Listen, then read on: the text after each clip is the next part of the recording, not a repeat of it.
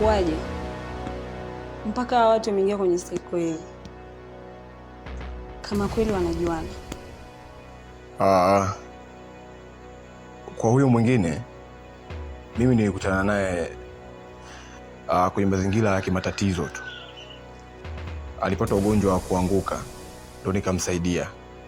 Lakini huyo mwingine nahisi ni Sengo. Hapa anaanza kuhisi kitu. Kitu gani hicho madam? Nahisi hawa watu wana mpango maalum kwetu. Na kila aliyekuwa karibu na mtu kuna namna alivyojipanga ili kutufikia kwa njia yake. Mimi nilikuwa na wazo kabla ya kuwaza hilo swala. Kwa nini tusijaribu kuchunguza ili tujithibitishie kabisa kwamba ni kweli ni ndugu zao, alafu ndio tufanye uchunguzi. Kwa hiyo unataka kuniambia kwamba kwa kwao pamoja wanaweza wasio watu wanaofahamiana? Kwa pamoja na mtu haimaanishi kwamba mnafahamiana. Kwa hiyo hapo kuna kitu cha ziada inabidi tukifanye.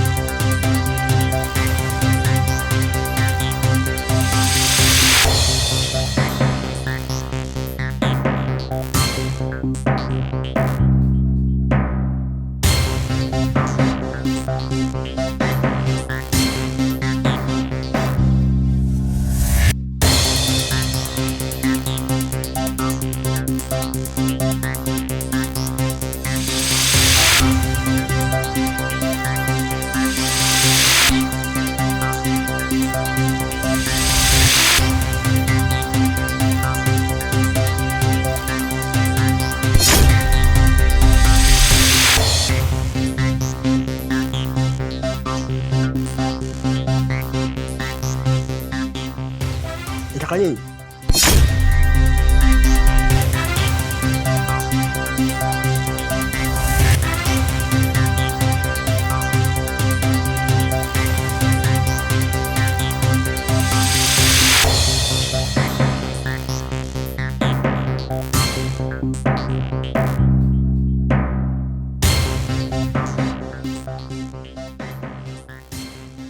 Kumbe unaweza kuongea. Oh. Basi vizuri. Sasa nisikilize kwa makini. Usiende kuongea chochote kwa hiki kilichotokea. Na kama ukiongea, hatima ya maisha yako iko mikononi mwangu. Sijui umenielewa?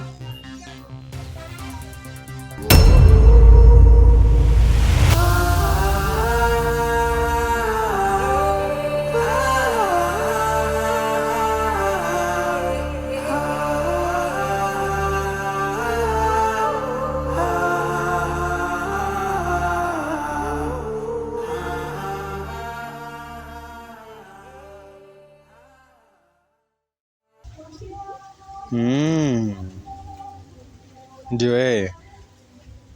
Basi hawa watakuwa na mpango mkubwa sana kwetu. Kwa hiyo hapa umakini unahitajika sana. Ikiwezekana tutumie ujuzi wao kwetu ili iwe kama njia ya kuwajua zaidi. Sijajua wewe umefikia wapi. Mimi bado sijamtafuta, ila inabidi nifanye hivyo ili niweze kumjua zaidi, na imani itakuwa kazi rahisi sana. Tena kumbuka, na wao wana akili. Nakumbuka wao ndio walianza, ila sisi ndio tunaanza. Hivyo umakini kwetu unahitajika mara 2.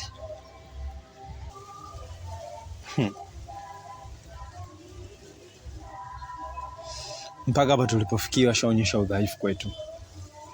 Kwa hiyo kwetu sisi kazi itakuwa rahisi, ila kwa wao ndio itakuwa kazi kubwa. Basi sawa, ila leo kuna mzigo unakuja, ila ni wadili bandia. Kuna jamaa mmoja hivi amenitonya. Kwa vipi, tunauchukua au tunachana nao? Sumba, ina maana unataka kuniambia tayari ushajisahau, sio? Kivipi? Mara nyingi sana hizo dili ishatuletea kimapi. Leo hii tena wataka tuingie tena kwenye dili hizo. Na sidhani kama madam mwenyewe anaweza kuunga mkono kwa hizo dili. Nalijua hilo, ila kuna muda inabidi tufanye kwa ajili ya maslahi binafsi, na sio kila kazi tuifanye kiofisi zaidi, ndugu yangu. Ni sawa, lakini kabisa wewe mwenyewe unajua linapokuja tatizo haliwi tatizo la kibinafsi, linakuwa tatizo la kiofisi. Kwa hiyo mimi nakushauri achana nazo hizo dili.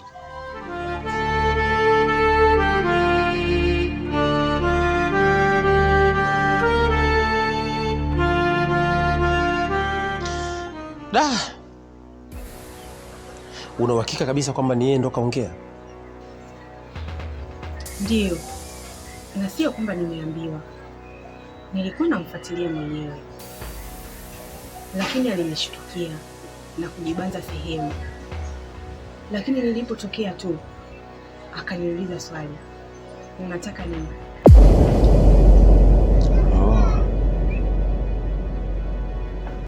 Unahisi ni kwa nini hakutaka kuongea alipokuwa mikononi mwetu licha ya adhabu zote tulizompa?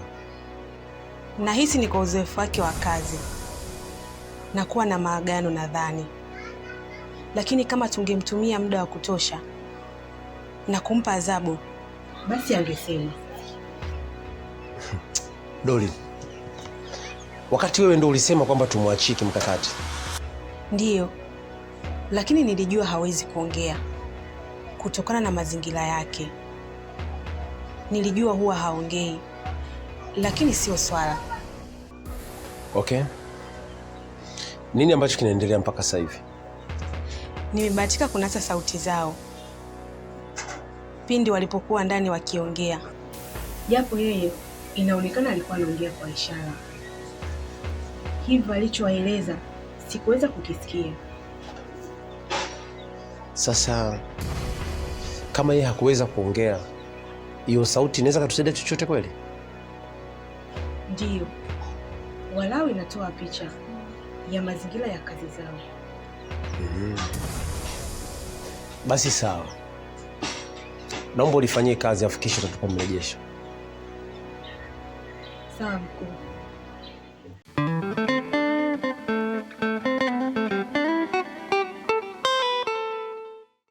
Nimeona simu yako, lakini kabla hujaongea nashangaa simu ikakata.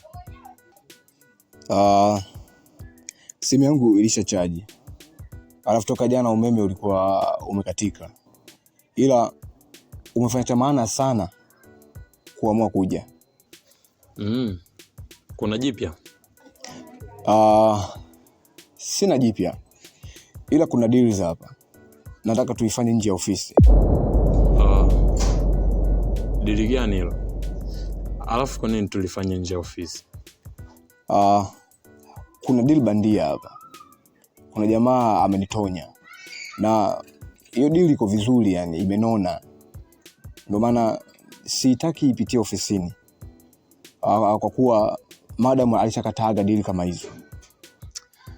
Unahisi kwa nini madam anakataza kupiga hizo deal bandia? Mara nyingi huwa hazina uhakika sana na huwa zikimleteaga shida. Kama unalijua hilo, sasa kwa nini unataka kufanya deals ambazo unajua kabisa zinaleta shida na zitakuingiza matatizoni? Sio kila deal huwa ina shida. Deals nyingine huwa zinatiki tu, alafu na maisha mengine huwa yanaendelea. Sikushauri ndugu yangu.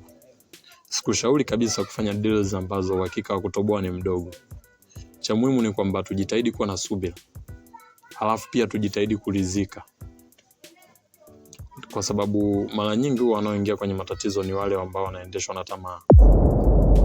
Kwa hiyo unataka kumaanisha kuwa mimi nina tamaa, sio? Ashakuwa msema tosi. Sijamaanisha hivyo kwa sababu bado hujafanya. Lakini kama itakuwa ni msimamo wako kufanya hilo jambo na itakuwa una nia ya dhati, basi hiyo ndio itakuwa ni tamaa.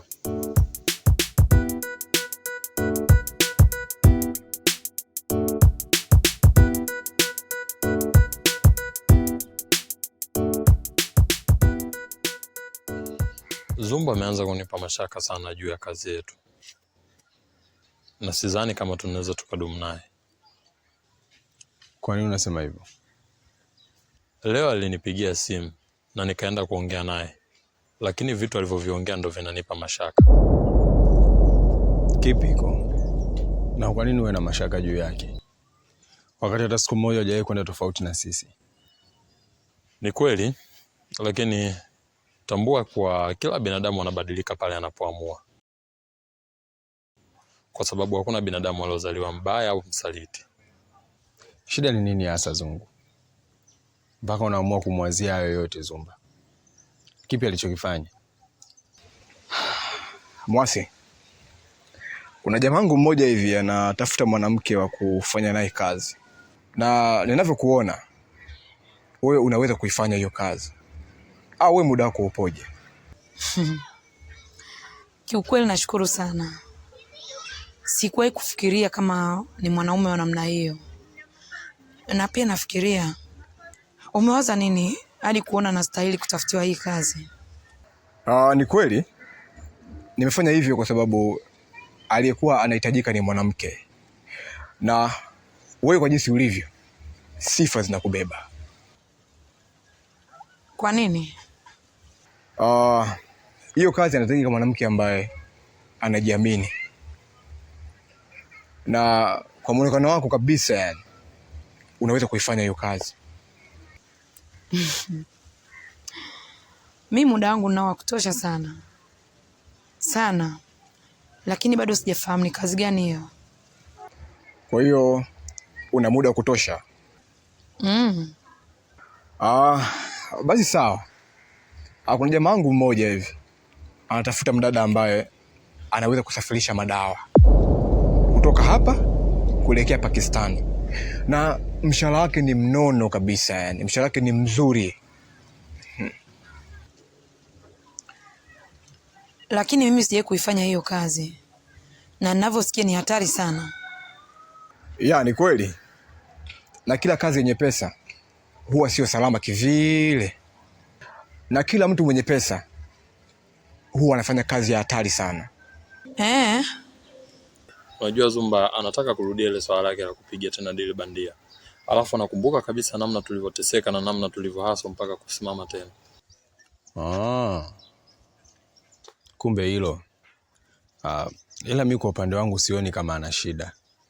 Kwa sababu hata mimi alinishirikisha na nikamkatalia. Na kama angekuwa na nia mbaya Zungu, angefanya tu kimya kimya. Mpaka mtu anaamua kukushirikisha ujue ana nia mbaya kabisa ndugu yangu. Kumbe mmeshapanga wote. Hapana. Nimekwambia alinishirikisha na mimi nikamkatalia. Nikamkumbusha adha zote tulopitia kipindi kile. Yaani kiufupi nilimkatalia kabisa.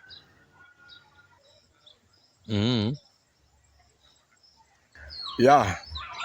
Na kuna dada mmoja hivi namtafuta. Sijui utakuwa unamfahamu? Yupi huyo?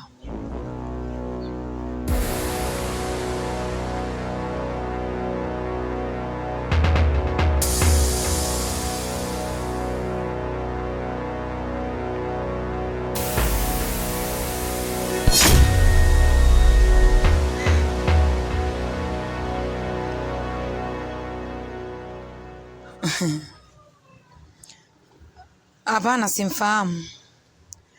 Nakumbuka tu kuna siku moja nilipita njiani, alikuwa ananiulizia kuhusu dalali, na inavyoonekana atakuwa ni mgeni katika mtaa.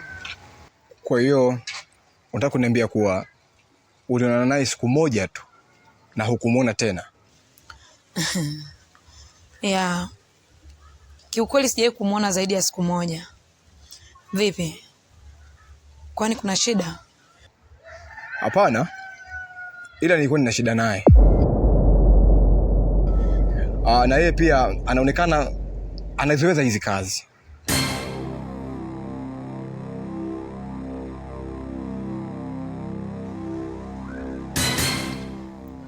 Hapana, simfahamu. Kwani picha yake umeitoa wapi? Huyo bosi wangu ndo amenipa hiyo picha. Akaniambia kuwa alishawahi kufanya naye kazi kipindi cha nyuma. Hapana, simfahamu kabisa.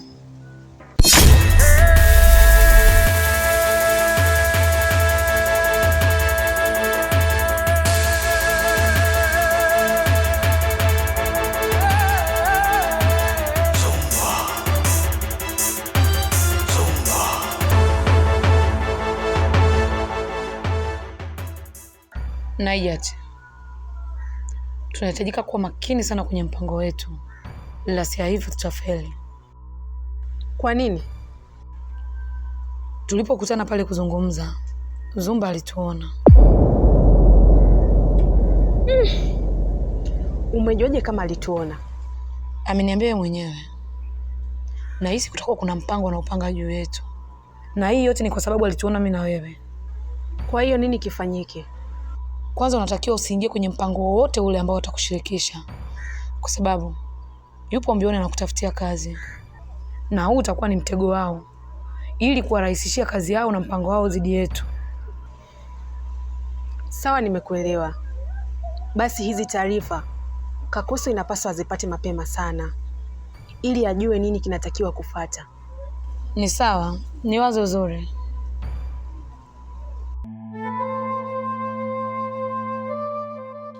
Jeba, una uhakika ndio yeye au umemfananisha tu? Hapana, ndiye yeye. Sawa.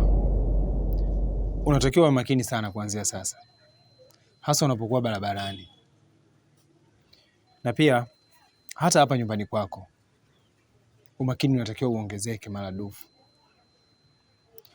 Epuka kutembea usiku, rudi nyumbani mapema ili uepushe matatizo makubwa zaidi ya mwanzo. Sijui umenielewa? Sawa.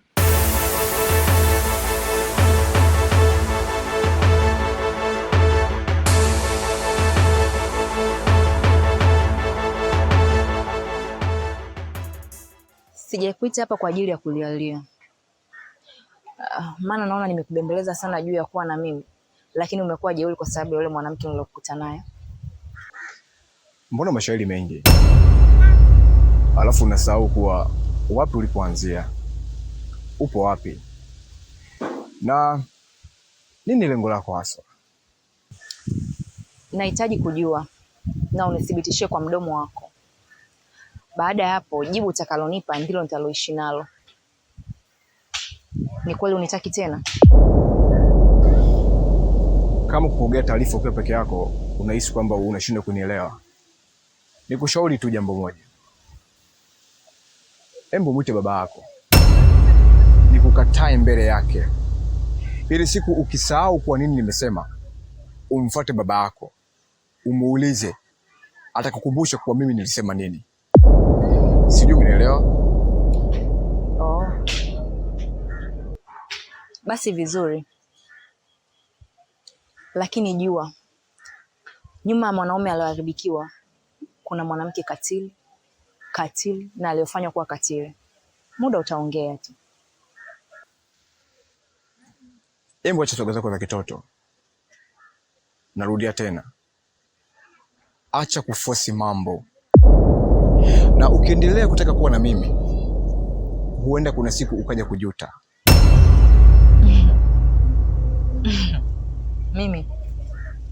Mimi nije kujuta? Sikiliza sasa, wewe ndio utakuja kujuta na kulia kama mtoto mdogo. Wewe unanichukulia poa? Haina shida.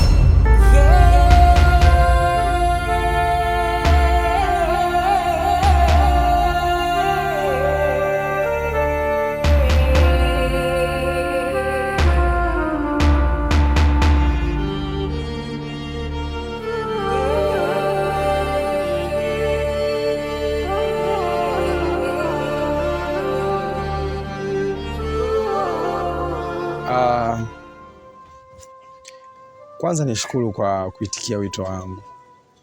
Nashukuru sana mrembo. Usijali, kuwa na amani.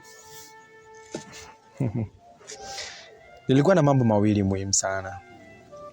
La kwanza muhimu kwa upande wangu, la pili muhimu kwa upande wako pia.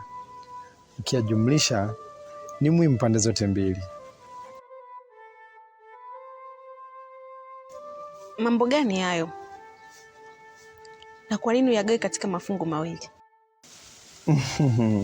Sio mimi, ila kiuhalisia yameamua yenyewe kujigawa hivyo.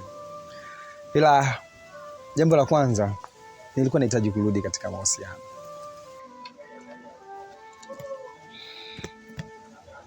Bado sijakuelewa.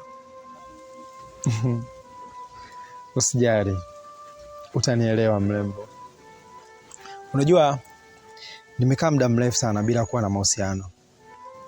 Na hisi sasa ndo muda mzuri kabisa kuingia kwenye mahusiano. Na mtu ambaye nahitaji kuingia kwenye mahusiano naye ni wewe. Hakuna mwingine Naija. Yaani uingie kwenye mahusiano na mimi?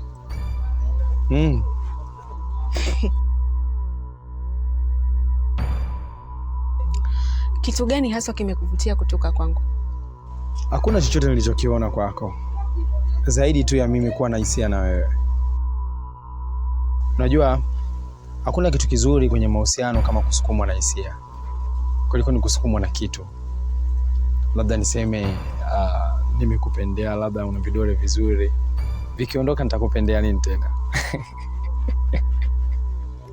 Unahisi upo sahihi? Au ni msukumo tu kwa kumekaa muda mrefu jengia kwenye mahusiano? Naija, mimi sio mwanaume wa aina hiyo. Nikiongea kitu wanamaanisha. Una uhakika? Why not? Kwa maelezo ya Zumba inaonyesha kwamba wanafahamiana. Na yule binti aliyokotwa na Zumba naona kila siku anazidi kutengeneza ukaribu na Zumba. Sasa kama Zumba nalifahamu hilo, wewe aendelee kuwa karibu naye. Na lengo hasa la yeye kuwa karibu naye ni nini? Kuhusu lengo lake la awali, hilo silifahamu. Lakini kwa sasa yuko naye kimkakati. Kwa hiyo kuna vitu inabidi tuvifanye. Unaifahamu hadithi ya Muinda Windwa? Unamaanisha nini? Mbona sijakuelewa? Kipindi Zumba anaweka mkakati wa kutaka kumjua zaidi, yeye anawezekana alishaweka muda. Hivyo, tukiendelea kumpa muda, anaweza kukamilisha mpango wake kabla yetu. Sasa nini kifanyike?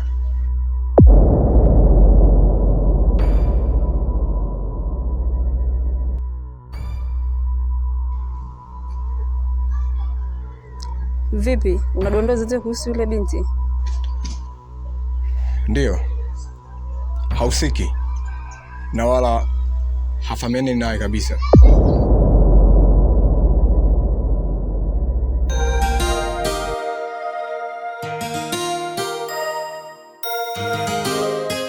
Nimepata taarifa zako kuwa Mwasi hajihusishi na mpango wa kina Nijet.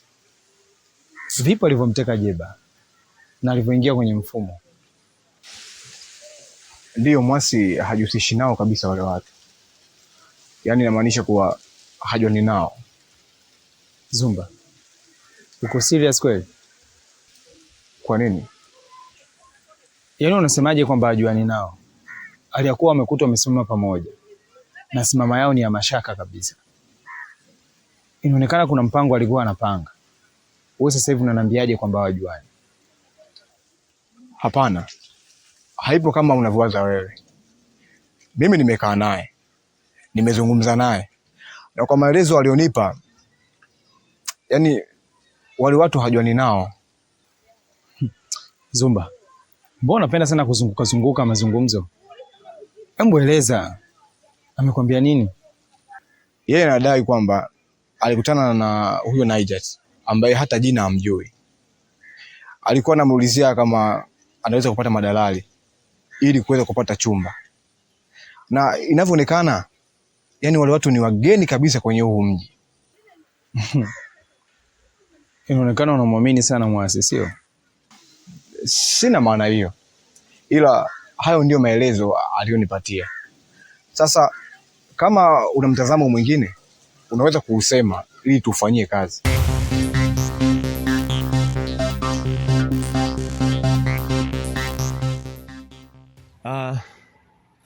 Kipi mmepanga baada ya hilo kufahamika ili kuhakikisha hawapati wanachokitaka?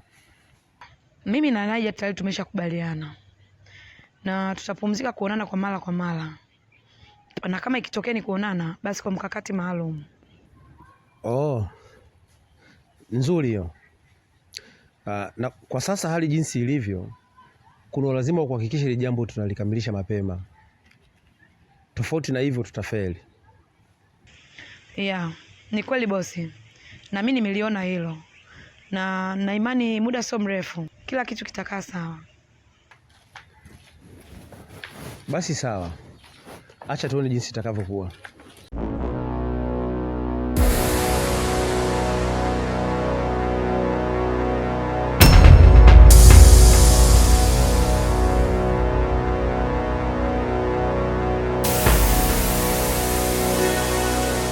Sikia. Wewe nenda. Acha mimi nimfuatie nione anaelekea wapi.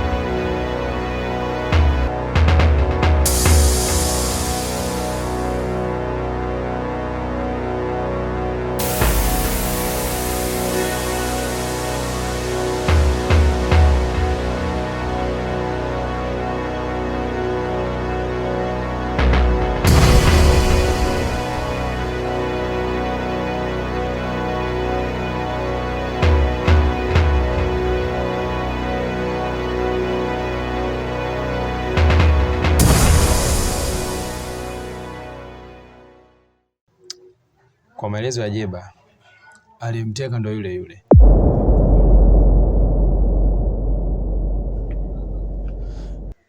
Mimi nilikuwa na wazo.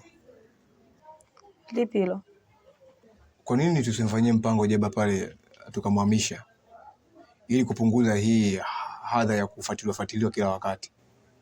Maana inaonyesha kwamba huwa wanamlia Lada kila akiwa nyumbani kwake. Mimi mwenyewe nilikuwa nawaza hivyo hivyo. Na tena ili jambo lifanyike haraka sana kabla mambo hayajaribika kwa haraka.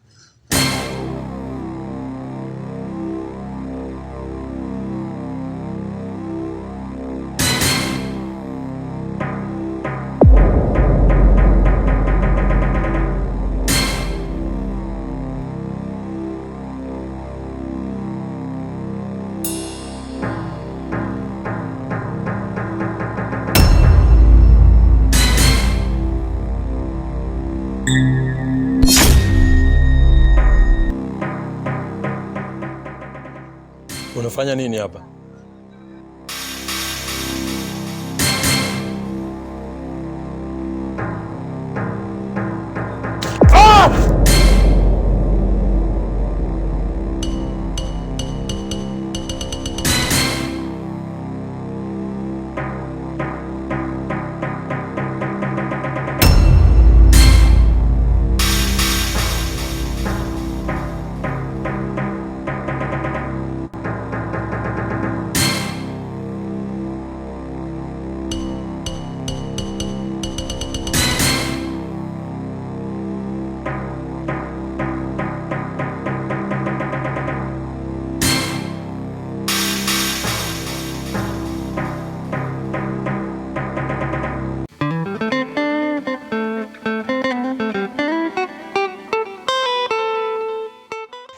Najati, kuna wakati unapaswa kuwa makini sana, hasa unapokuwa katika mazingira yao. Vipi kama ningekuwa niko mbali, unahisi nini kingekukuta? Sikujua kwa muda ule angeweza kuja mtu yeyote na kuniona. Nilihisi wote wapo ndani. Ndio maana nikakwambia umakini unahitajika. Nimekuelewa mkuu, ila mpaka sasa bado nina mashaka sana. Yapi hayo? Na kwa nini? Ni kuhusu Zungu. Maana aliniona sura yangu, ila wasiwasi wangu ni pale atakapoenda kunitaja na kujulikana kuwa nilikuwa mazingira yao, tena nikiwa nawasikiliza. Kuna haja ya kukaa mbali na mazingira yao ili kuangalia nini kinaendelea? Hiyo nayo ni kazi ya ziada. Tunapaswa kuangalia namna gani jinsi ya kukabiliana nalo. Sawa mkuu.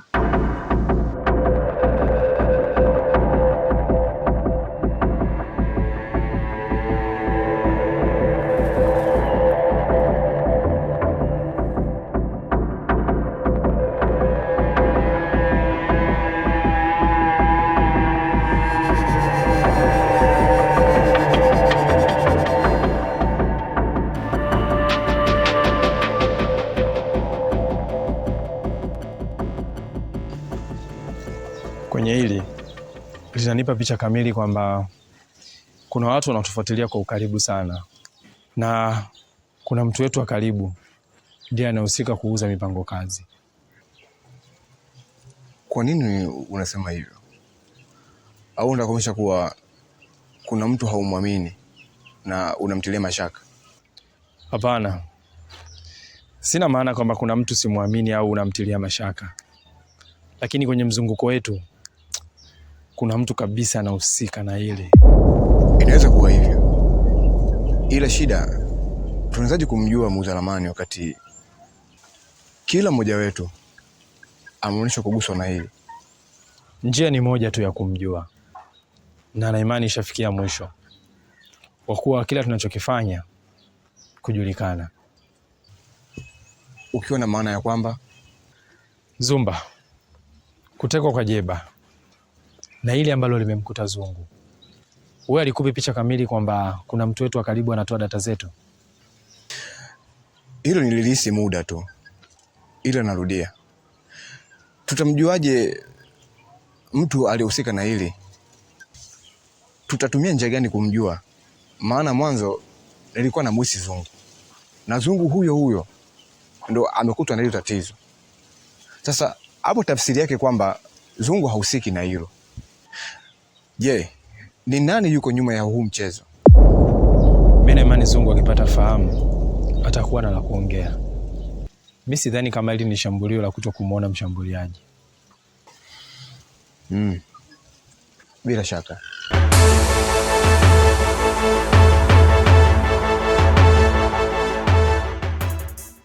Mwanzo niliendekeza sana malipo kwenye kazi yangu, lakini kwa jinsi Zumba alivyonioneshea dharau, niko tayari kuifanya hii kazi hata kama ni bure kabisa, ila tu kwa sharti moja. Sharti gani hilo?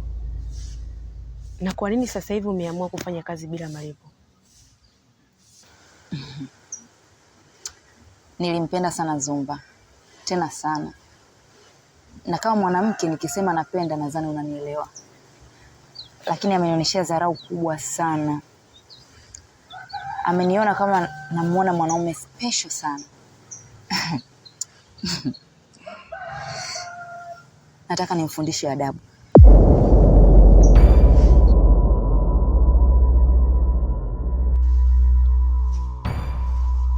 Ni sawa, ila labda tu nikushauri kitu kimoja ambacho kinaweza kukusaidia sana hata pia katika kazi yetu. Ni kipi hicho? Usifanye kazi kama sehemu ya kulipiza kisasi, bali ifanye kama sehemu ya kazi. Maana ukichanganya wivu na kazi, sidhani kama unaweza kufanya vizuri. Weka hisia pembeni, kisha ufanye kazi. Sawa, nimekuelewa, lakini unakumbuka nilikwambia ni kwa sharti moja. Sharti gani? Kwanza nahitaji kujua nini hasa juu ya huu mpango wako unaotaka nifanye. Pili, vipi kuhusu usalama wangu? Kuhusu usalama wako, hilo halina shida. Itabaki kuwa siri. Hakuna mtu yeyote atakayejua kuwa umehusika kwa hili. Na jambo la pili, kuwa tunafanya kazi kwa malengo gani, hilo utajua muda sio mrefu. Nitakapokukutanisha na kiongozi wangu, atakupa mfumo mzima wa kazi. Basi mimi naona bora kwanza nikutane na kiongozi wako, kisha ndo nianze kazi. Sawa. Sawa.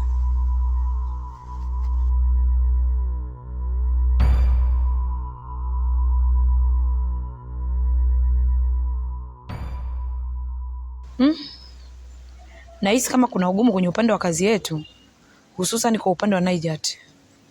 Lakini nimeshaanza kulifanyia uchunguzi, na nzuri zaidi ni kwamba nishafanikiwa kwa kiasi kikubwa sana.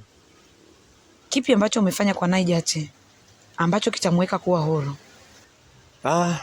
Wasi, sikujiita super genius kwa kubahatisha. Mimi mambo yangu huwa yamenyoka hivi. Sawa. Kuna hatua yote ambayo umeifanya ambayo italeta matokeo chanya? Uzuri ni kwamba nimebahatika kufahamu hospitali aliyolazwa Zungu, na kubwa zaidi nimeweza kufanikiwa kufanya mawasiliano na daktari wake ambaye anamsimamia katika matibabu. Kwamba kuna kitu unahitaji kufanya juu yake? Why not? Sawa. Ila nakuomba usifanye kitu kibaya sana kwake, ili baadaye kisituletee shida kwetu. Ondoa shaka juu ya hilo. Kikubwa mambo yetu yaende kama tunavyotaka. Sawa.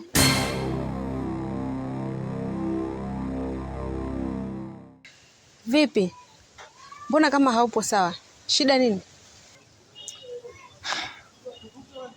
Tumepatwa na shida juu ya mfanyakazi mwenzetu. Poreni. Tatizo nini hasa? Amepatwa na ajali ya pikipiki na ameangukia kichwa. Tumempeleka hospitali lakini Kwamba amefariki au? Amepatwa na mshtuko wa ubongo. Yaani amepoteza kumbukumbu kabisa. Hana anachokumbuka. Na hata sisi wafanyakazi wenzia hatukumbuki kabisa yani. Poreni sana. Kwa sasa yupo nyumbani au hospitalini? Leo ameruhusiwa. Ameenda nyumbani kwake kupumzika. Ila hali yake ndio inatutisha zaidi. Maana sio nzuri kabisa. Au kachezewa? Maana mambo yenu ya huko kazini kwenu ya watu wengi huwa sio mazuri kabisa. Sio rahisi kuchezewa kazini kwetu kwa sababu sisi tumejiajiri wenyewe. Alafu hujawahi kushare na mimi kazi unayofanya. Vipi? Kuna shida mimi kujua kazi yako? Hapana. Ila bado mapema sana Najat. Kuwa na amani, utaijua tu.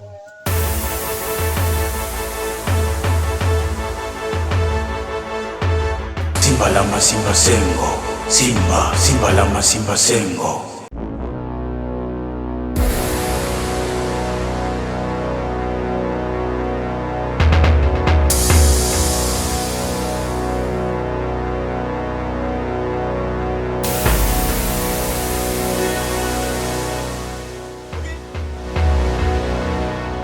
Hadi.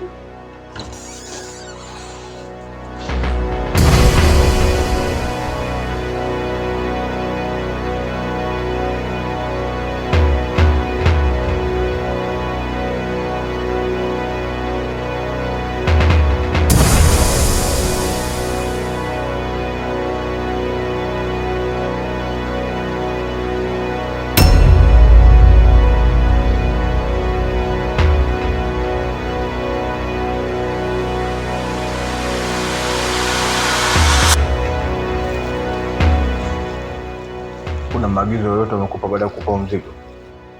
Hapana. Sawa. Sawa, sikiliza. Yaani sasa hivi usitumie tena njia kubwa kuja hapa. Maana wanatufuatilia sana sasa hivi. Tumeona ambacho kimemkuta Zungu. Sawa, naelewa. Unaweza kwenda. Waambie kuwa naenda kuonana nao leo.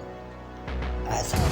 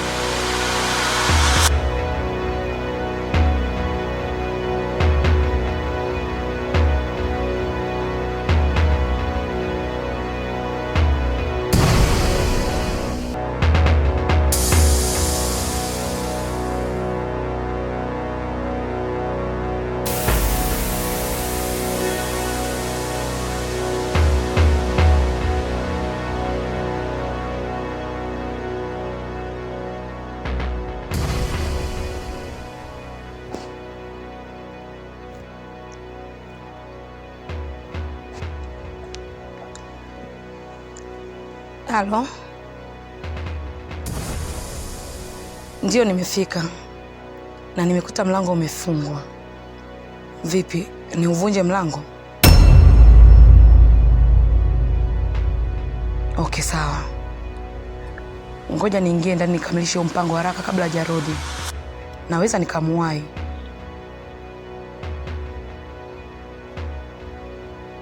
Wewe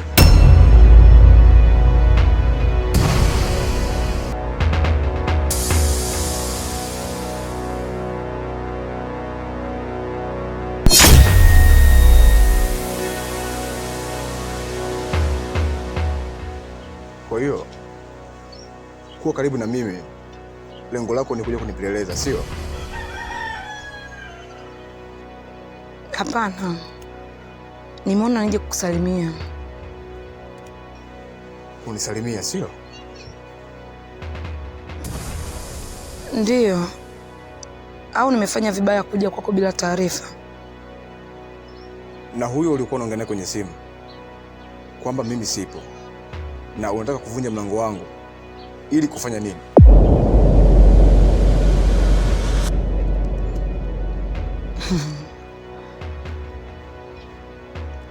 Kwamba umenisikia nilichokuwa nakizungumza?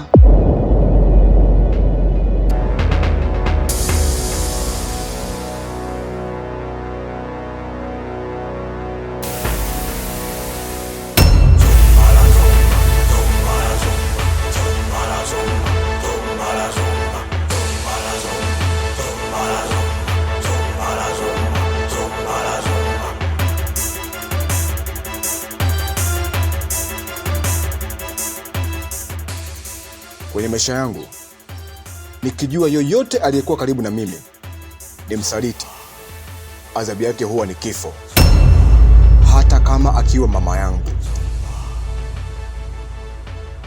Mama!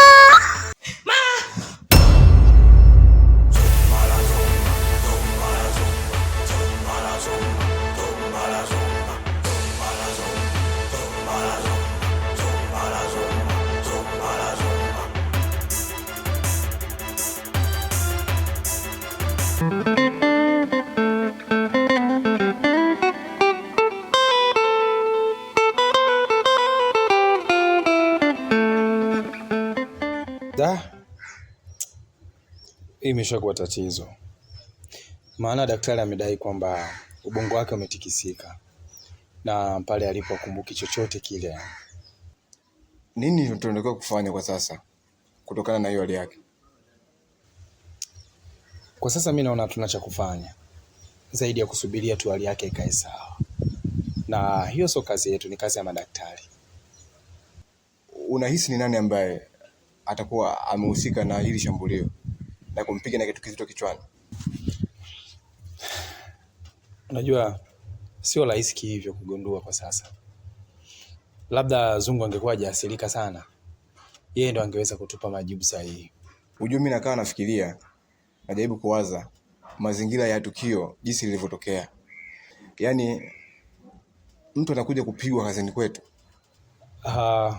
Hilo bado ni fumbo.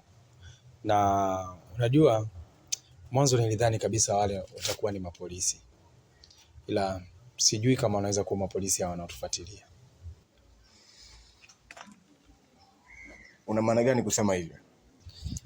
Kwa sababu ukiunganisha matukio mawili yaliyotokea yanaleta picha kabisa kama hawa sio mapolisi. Tukio la kwanza, kutekwa kwa Jeba na kuachiwa. Tukio la pili la huyu Zungu, kupigwa eneo la kazi. Yaani inakataa kabisa kama hawa sio mapolisi.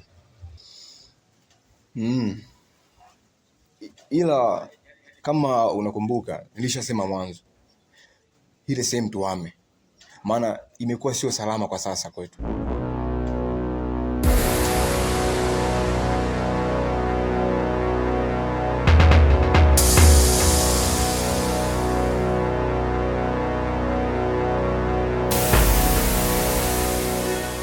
Nilikuwa na Sengo, ila kwa maelezo yake bado anadai hawajajua mhusika wa tukio la Zungu au uwepo wangu wa mimi pale kwenye ile tukio.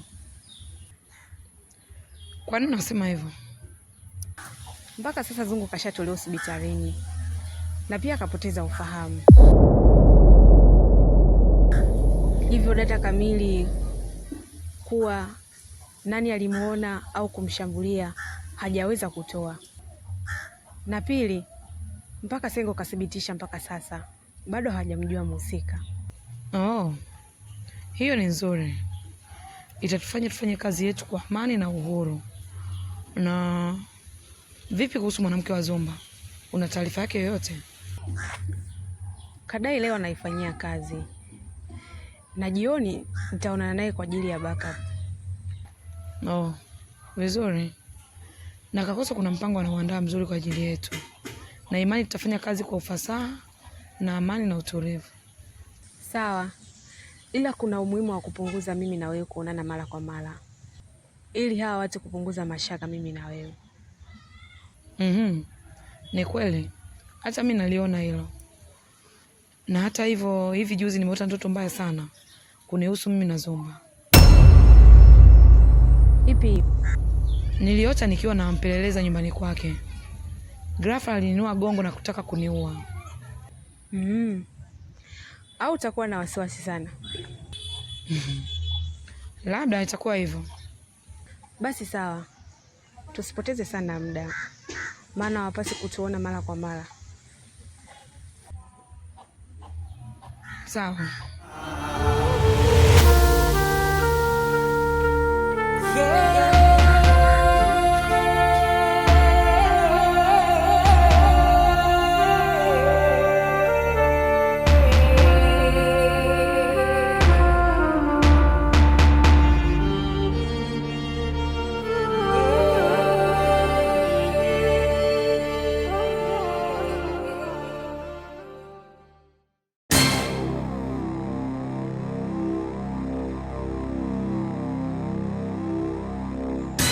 Vipi?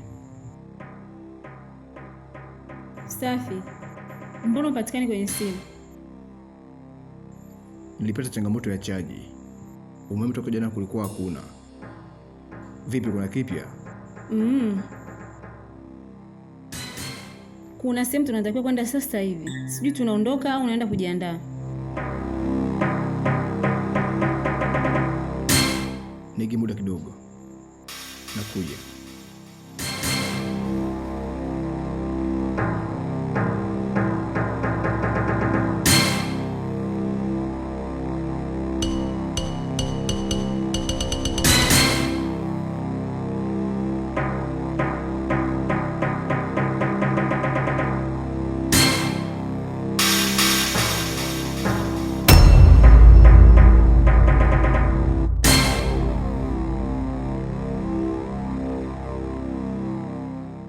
Vipi? Mbona kama unachungulia? Unaonekana una jambo lako la siri. Tatizo ni? Hamna kitu, kawaida tu. Kawaida?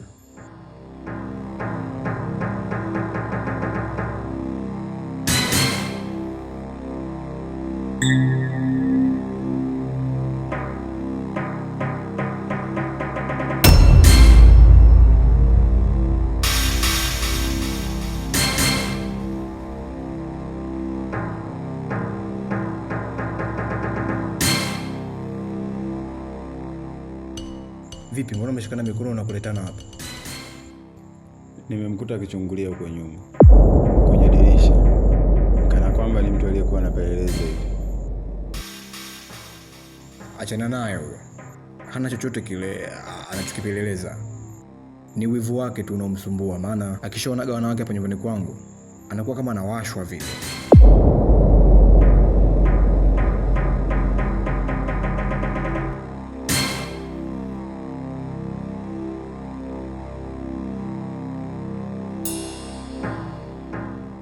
Naitwa Zumba. Tena zote kwa herufi kubwa. Kaa mbali na mimi. Hii ni onyo la mwisho.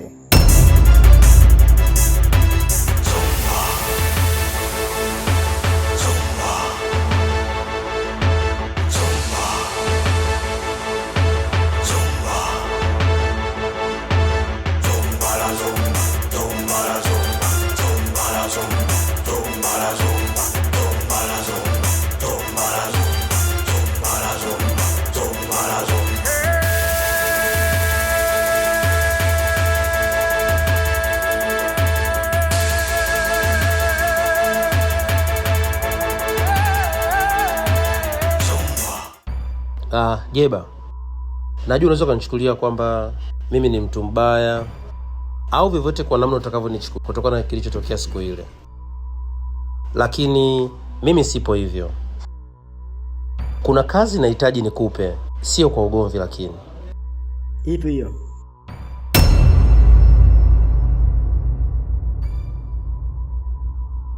Ina maana kumbe unaweza kuongea? Kwa hiyo siku ile tulifanya makusudi kuto kuzungumza.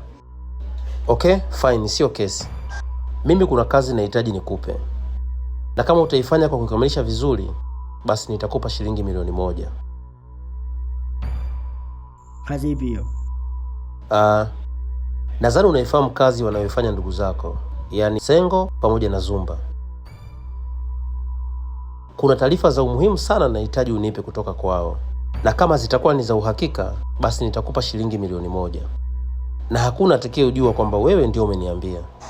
Jeba, usikubali kufa maskini ikiwa wao wanaingiza pesa nyingi sana, au pesa wanayokupa inaendana na kazi unayoifanya. Hapana. Sasa basi, vizuri. Kama utaifanya hiyo kazi yangu na kuikamilisha, basi nitakupa shilingi 1,000,000 leo.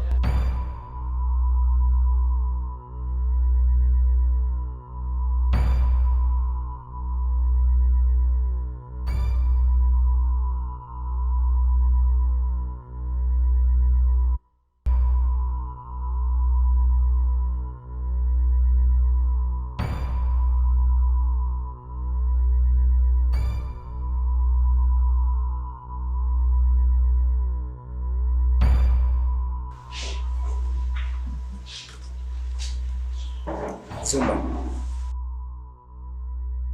kuna umuhimu wa kuwa makini sana ule mwanamke. Kwa dalili nilizoziona, sio nzuri kabisa. Kama vipi na kwa nini? Kwa nilivyomuona, inaonekana kuna kitu anakipeleleza kutoka kwako. Na akili yangu imekataa kabisa kumwona. Hebu jaribu kuwa naye makini sana. Sidhani kama kuna kitu atakuwa anakipeleleza. Ile cha zaidi, mimi naona ni wivu tu. Na ameamua kufanya hivyo baada ya kumwona Wema. Usimwamini sana na ukaona hawezi kufanya kitu. Sisi wanawake huwa tunatumika kwenye mipango mingi na bila watu kujua. Ila mimi sioni shida. kwa sababu nimeshaachana naye na sijui anatoa wapi hiyo nguvu ya kuanza kunipeleleza. Basi kama bado nilikuwa nipo naye kwenye mahusiano, basi hilo lingewezekana.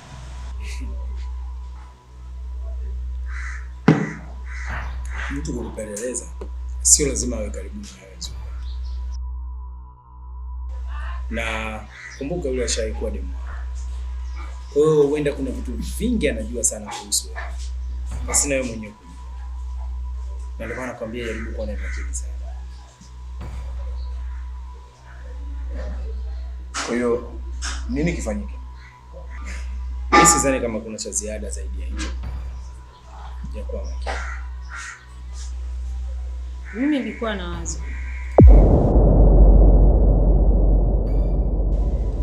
Kama mnaofunaye. Lipi? Kipindi unamtafutia Jeba nyumba, basi na wewe tafuta pale uhame.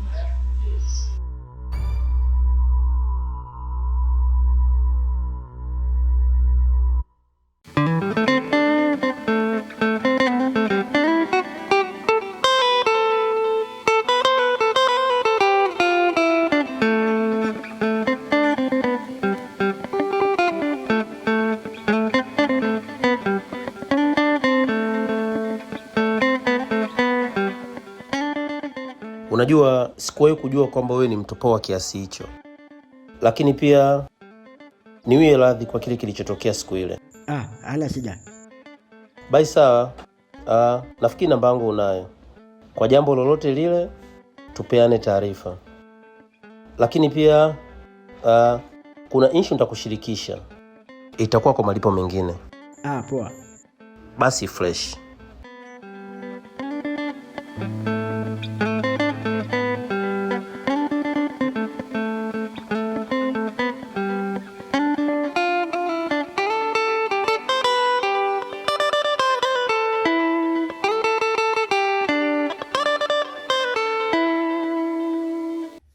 Kwa hatua tuliofikia ni nzuri sana.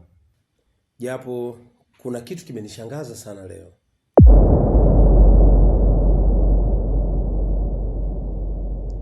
Kitu gani hicho?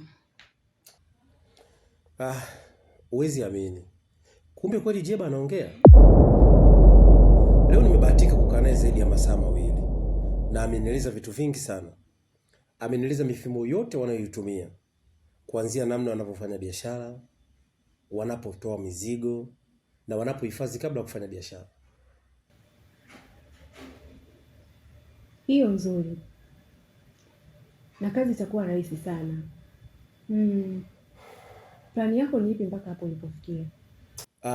Kwa sasa tunachopaswa kufanya ni kuweka doria maeneo yote ambayo Jeba aliyazungumzia, ili tuweze kubaini kama ni kweli au ametuuza.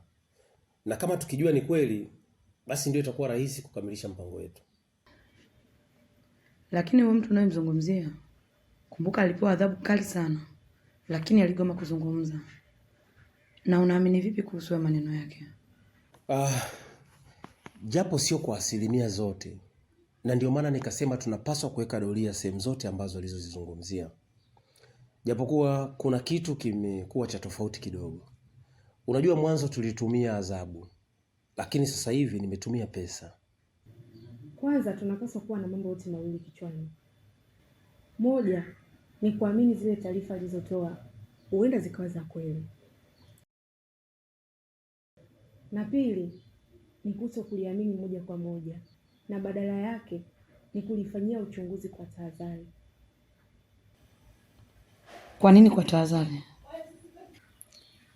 Kama taarifa alizotoa Jeba zitakuwa sio za kweli, basi kuna uwezekano mkubwa sana wakatokea mtego na tukajikuta tunajinasa. Upo sahihi Najati.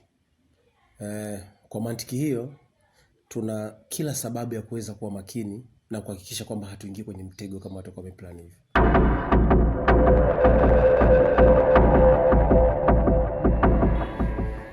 Kwa sasa hali yake ndo kama hivyo mnavyoiona. Yupo sawa kabisa. Ila shida yake ni moja. Hamkumbuki yoyote yule wala hukumbuka vitu vya nyuma. Kwa hiyo hapo alipo anaweza kuzungumza na mtu yoyote.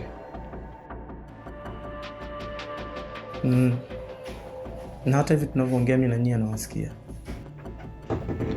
Kaka, mambo vipi? Safi, nakwaje?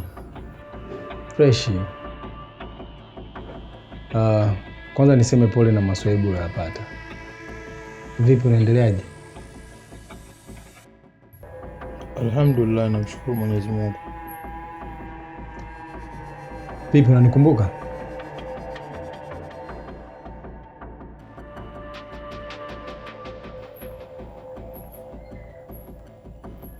Kwani mimi na tushaye kuonana?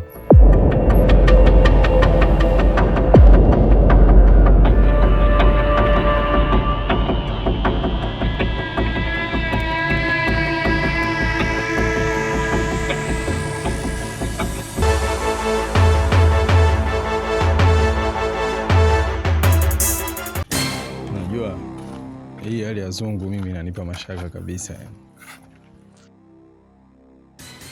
Kwa nini? Kuna kitu kimejificha, na tusipokuwa makini tunaweza kuingia hasara. Wewe unahisi ni kitu gani ambacho kimejificha? Mimi nahisi Zungu kuna mchezo anaucheza. Kwa nini baada ya kukabidhiwa tu mzigo hii hali ndio itokee? Unataka kumaanisha kwamba haumwi? Yeah. Ipo hivyo. Hapana. Hawezi kufanya hivyo. Na kama tungekuta kwamba yuko nyumbani alafu ndo ikatokea hali kama hiyo, hapo sawa. Ila kumbuka kwamba tukio limetokea maeneo ya kazini kwetu. Wewe unahisi kule nyuma yeye alienda kufanya nini? Na je, tulisikia hatua zozote za mtu akikimbia? Mimi nadhani subira inahitajika. Kumbuka hata dokta amethibitisha hilo. Na kule hospitali tumempeleka sisi na sio yeye. Kusema kwamba amekula njama na daktari. Sawa. Ila mimi binafsi sina imani kabisa na Zungu.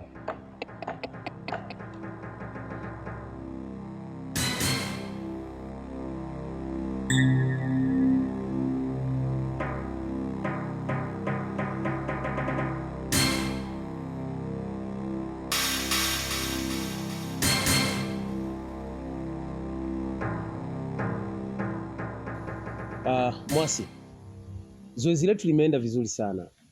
Hivyo kuanzia leo Doreen atakuwa huru na ataweza kuendelea na misheni yake bila wasiwasi yoyote. Kwa nini nasema hivyo? Na ikiwa unajua kabisa kwamba Zungu alimshuhudia na alizungumza naye, wewe unahisi hata mtaja? Mwasi, nadhani utakuwa umesahau. Naitwa Super Genius. Kama utakuwa unakumbuka, nilikwambia kuna mchakato ambao naufuatilia. Kwa hiyo mpaka hivi tunavyoongea nishamalizana nao. Umemalizana nalo? Kivipi yani? Hivi tunavyozungumza Zungu hana kumbukumbu yoyote. Na wala hataweza kukumbuka jambo lolote lililotokea wala kumkumbuka Doreen. Hii inawezekana kweli? Kuna kitu usichokijua ndugu yangu. Siku zote katika hii dunia ukiwa kwenye system hakuna jambo linashindikana. Sawa. Mpango wako ni upi kwa sasa? Kwa sasa tuna jukumu moja tu. Leo jioni tunatakiwa kwenda kuweka doria kama tulivyokubaliana kutokana na maelezo aliyotupa Jeba. Basi sawa. Inabidi uandae mazingira ili kiwezekana leo jambo tulifanya haraka sana. Upo sahihi.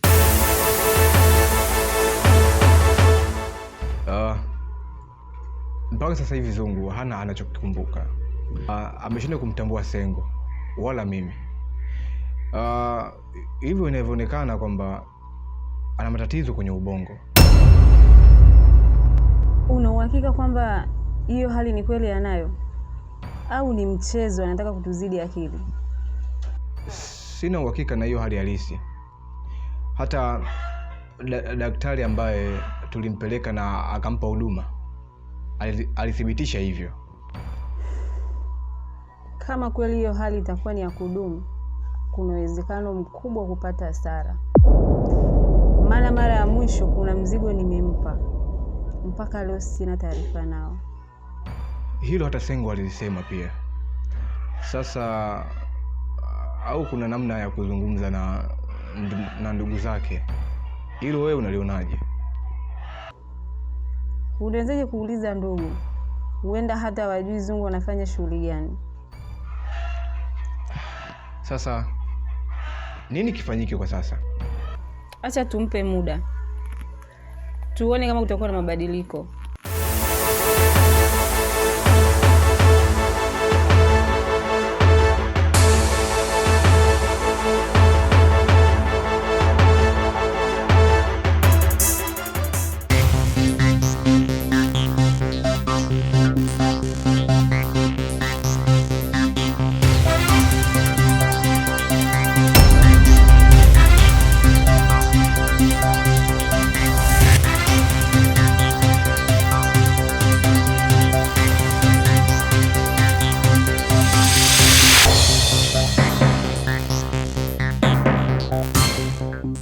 Jeba.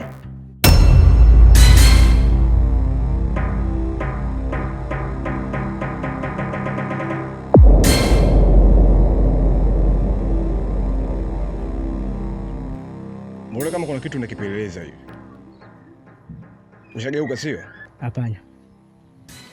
Sasa shida nini? Mbona kama sikuelewi yani? Kuna tatizo gani? Nakutafuta. Kuna shida gani?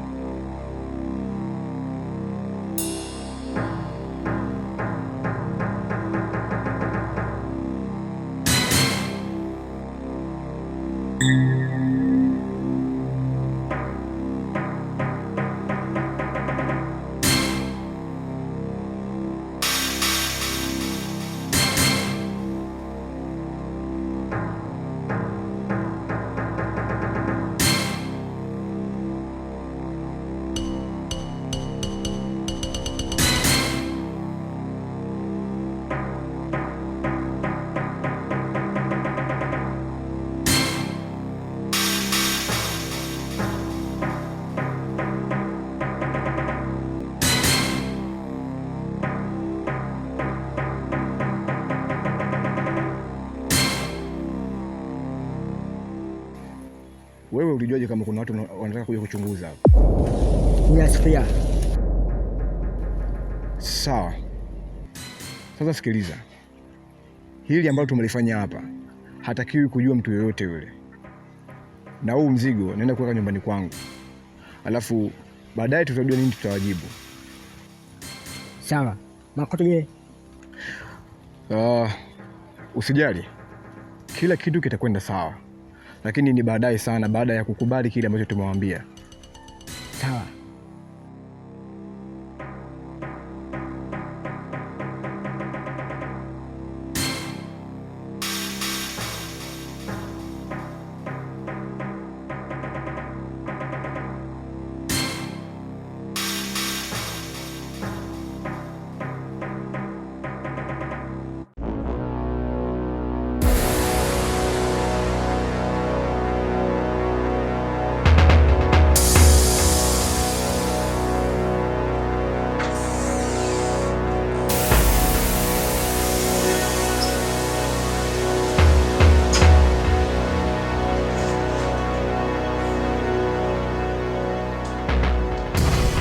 Odi.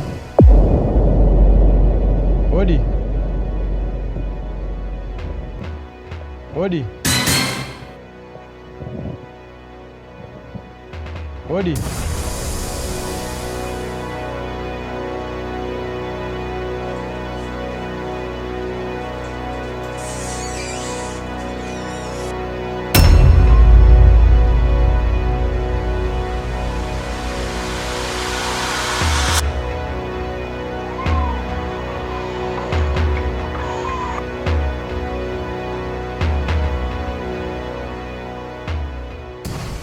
Vipi, mbona umeshtuka? Kwani kuna shida? Sikutegemea kukuona hapa muda huu. Kwa mimi kuja kwako kuna muda maalum? Achana nalo. Maana hata sielewi kwa nini nimeshtuka. Niambie. Bwana, kuna mambo naona hayako sawa. Na tunapoelekea na imani kazi yetu inaweza kuwa ngumu. Kwa nini?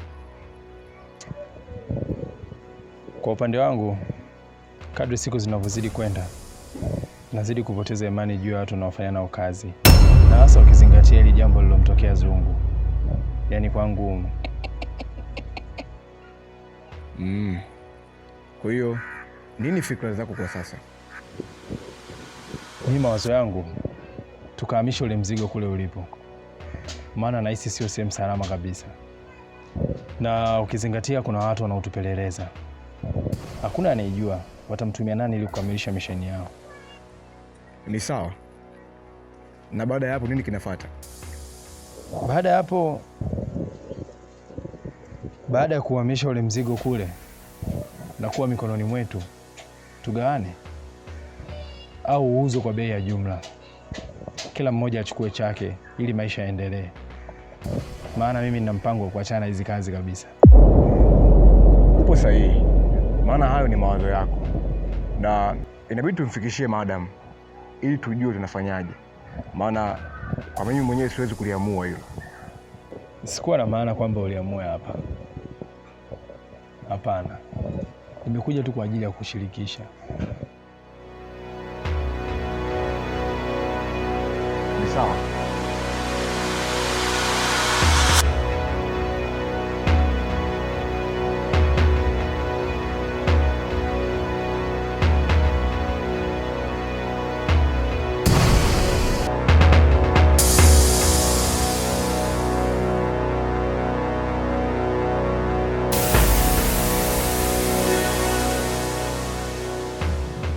Bado sijakuelewa. Kwa nini umefikiria kufanya hivi? Ikiwa tayari tulikuwa tuna uwezo wa kumalizana nao kabisa na kila kitu kikaenda sawa. Ni kweli, lakini kwa maelezo ya Jeba, kama tungefanya hivyo, basi kuna uwezekano mkubwa sana angeingia matatizoni. Lakini pia ilikuwa ni moja ya sharti alilonipa. Sasa tunawezaje kujua sehemu walipoweka mzigo kama wataweka sehemu ambapo yeye hawezi kujua? Kwa maelezo nilivyomsikia Zumba akizungumza ni kwamba mzigo anaupeleka nyumbani kwake. Hii itakuwa rahisi sana kwa Mwasi kuweza kukamilisha mpango na kuchukua mzigo. Mimi na ukamilisha vipi huo mpango? Kwanza itakubidi uwe karibu sana na Zumba. Na kisha itakulazimika utumie akili sana. Na ikiwezekana uweze kumshawishi mpaka ulale kwake. Hii itakurahisisha sana kuweza kuchukua mzigo. Ni sawa. Lakini kuna ugumu wa aina mbili hapo. Upi huo? La kwanza, Zumba usiku huwa halali kabisa. La pili, vipi kama akiamua kuupeleka mzigo kwake na akauhamisha? Hii itakuwa imekaaje? Kwanza fanya hivyo. Kisha mengine yatafuata baada ya kufeli huu mpango wa kwanza. Basi inabidi ifanyike leo. Maana sidhani kama wanaweza kuweka kwa Zumba kwa muda mrefu. Hapana Dorin. Kwa inavyoonekana, Zumba anataka kuwazunguka wenzake. Na ndio maana nikaweza kumpiga picha ili kuwachonganisha pindi tutakapoweza kukamilisha mpango wetu. Na vipi kuhusu Jeba? Maana anaonekana kwenye hizo picha. Huoni kama tunaweza kumuingiza kwenye kesi ikiwa bado mna makubaliano? Dorin, nadhani utakuwa umesahau. Naitwa Super Genius. Hizi picha zitakapoeditiwa, huyu Jeba wala hutaweza kumuona kabisa.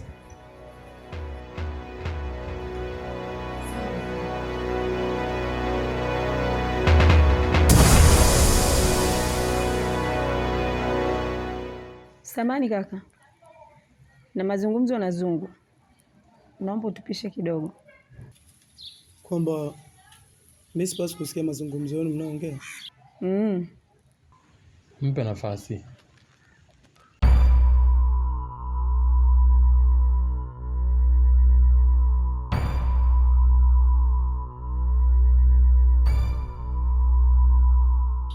Vipi hali yako kwa sasa? Unaendeleaje? Namshukuru Mwenyezi Mungu.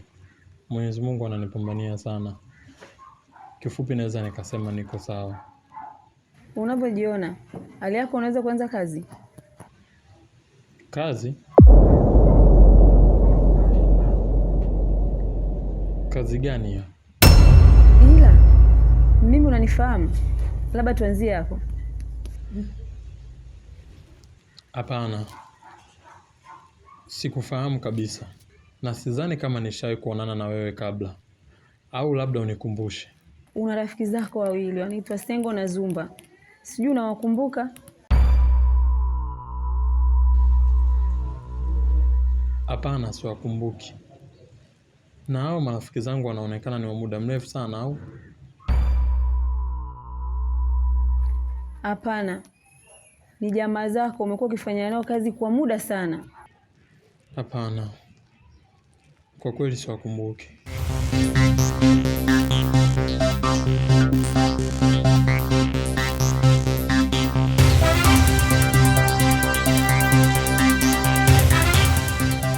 Kwa hali niliyomwona nayo Zungu, nimeingiwa sana na mashaka juu yake. Kwa nini madam? Nahisi kuna mchezo Zungu anatuchezea. Hivyo, kuna umuhimu mkubwa wa kwenda kuhamisha ule mzigo na kuhifadhi sehemu nyingine.